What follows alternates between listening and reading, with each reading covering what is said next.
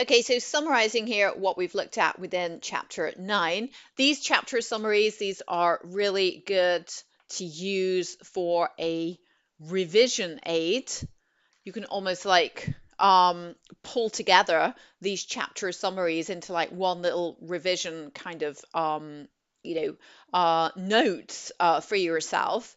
So really good to kind of just look at and say, yes, do I know what this approach is? Do I know what these adjustments are?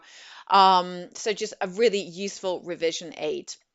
So what we've seen in this chapter of the consolidated statement of profit and loss and other comprehensive income, we of course have looked at our approach to producing this consolidated statement. And we know that, as with all consolidated financial statements, the aim is to show the group as one single entity. And so therefore we know that we can't be trading with ourselves, we can't be making loans to ourselves, we can't make dividends to ourselves. So those things need to be eliminated from our consolidated financial statements. So looking at our non-controlling interest working here, this is a standard working. This is our main working that we've seen throughout the consolidated SPLOCY.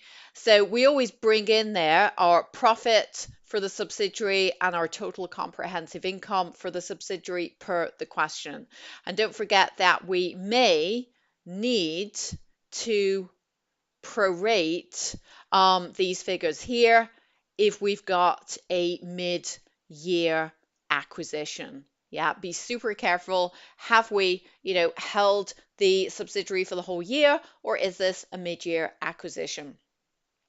Once we've then established that, we're then going to be making adjustments which affect the subsidiary's profit only. So things like impairment on goodwill, if the non-controlling interest at fair value at acquisition, provisions for unrealized profit, again, only if the subsidiary is the seller, and then fair value adjustments. So movements for the year, things like selling the stock, things like extra depreciation on that extra fair value amount.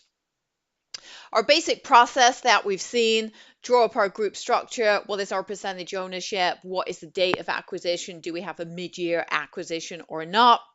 We then want to be setting up our pro forma, transferring the numbers, the parent plus 100% of the subsidiary. And again, do not forget to prorate if we're dealing with mid-year acquisitions.